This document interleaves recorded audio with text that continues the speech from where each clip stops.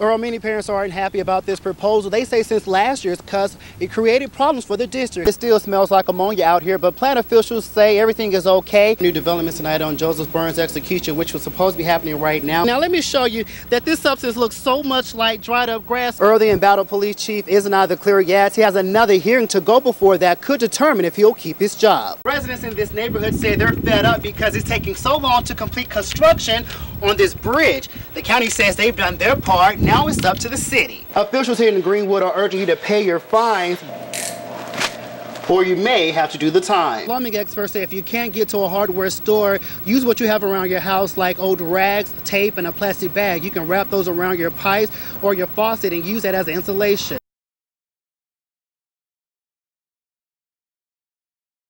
Good evening and thank you for joining us. Your local Delta News at 10 begins tonight with breaking news in Washington County, where firefighters are battling a house fire right now. The fire broke out about an hour ago in Greenville. Embattled Police Chief Charles Patterson will have a hearing tomorrow before the Greenville City Council. A public hearing before the City Council is scheduled to begin at 9 tomorrow morning. In Washington County, Greenville police have found more evidence against two men charged in the Wednesday morning murder. Now to a developing story out of Leflore County that we told you about last night. Investigation is still underway tonight in a hanging death of a Sunflower County man. And tonight a local state lawmaker is speaking out. It's a story you'll only see here on WXVT Delta News. Now the FBI has been advised of the situation in Leflore County. And a Leflore County woman is dead tonight and two children are seriously injured.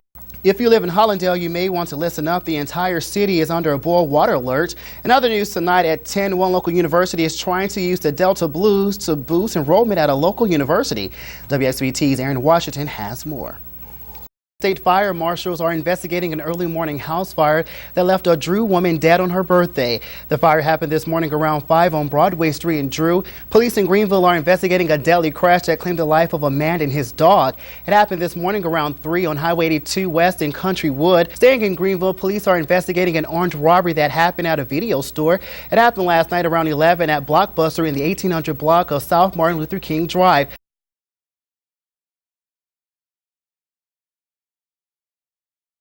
26-year-old Jermaine Carter was found Friday afternoon hanging from an oak tree in a wooded area just outside of Greenwood.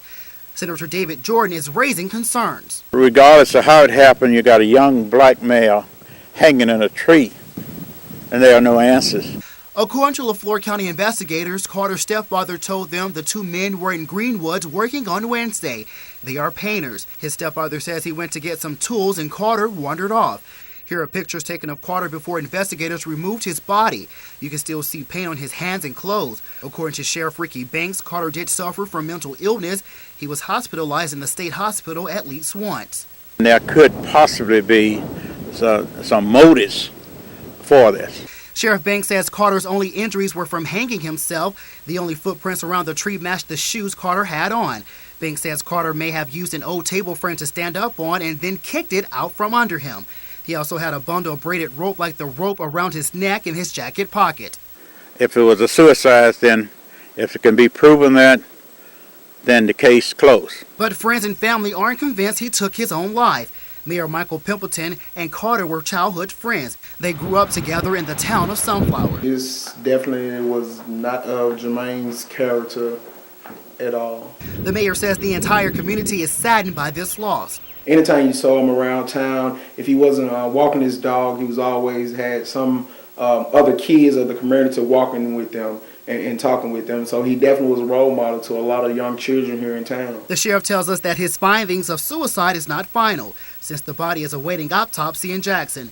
Senator Jordan says he's not keeping quiet until something is done. I want to see justice done. I want the thorough investigation. In Greenwood, Adrian Pittman, WXVT, Delta News. Holding a picture of her slain sister in her hands, Marcy King Walker says this day could not have come sooner. I just want to say I'm glad it's all over and done with. And I'm just glad to see closure. Crystal King's mother wasn't able to bear the execution, so she sent a letter to be read in her place. After tonight, Gerald Holland will never intrude in my life again. I choose not to attend Mr. Holland's execution. Watching him die will not bring Crystal back, nor will it take away my pain. Members of the King family say that Holland lived a full life before today's execution, but their sister never got a chance to live life to the fullest. Me and Marcy only got 11 years with our sister, but there is a lot of other people this day that do not and will not have the pleasure of being around her. She's been gone for 24 years almost, and that man lived. Twin sisters Melissa King Adams and Marcy King Walker were only 11 years old when Gerald James Holland raped and murdered their 15-year-old sister, Crystal King. Taking care of her little twin sisters. She was our second mom, so that was like real big blow to us too. Now that Holland has been executed, the sisters say they can finally put this tragedy behind them and start life anew. And I can close this chapter in my life and it be over with. I can just say it's over with. That's it. I'm not having nightmares anymore after today. It'll be over with and my sister will finally have peace. I believe that. In Parchman, Adrian Pittman, WXVT, Delta News. Morgan Hayden and Josiah Moten were supposed to get married Monday, but now, instead of planning their lives together as a married couple, the two are trying to rebuild what they once had before Saturday's tornado. We lost everything except our lives. The couple says they took shelter here in this bathroom when the tornado struck, and when they came out, almost everything they owned was destroyed. We got maybe a couple clothes and found a few pictures, but other than that, everything else was gone. The couple has been together since 1996.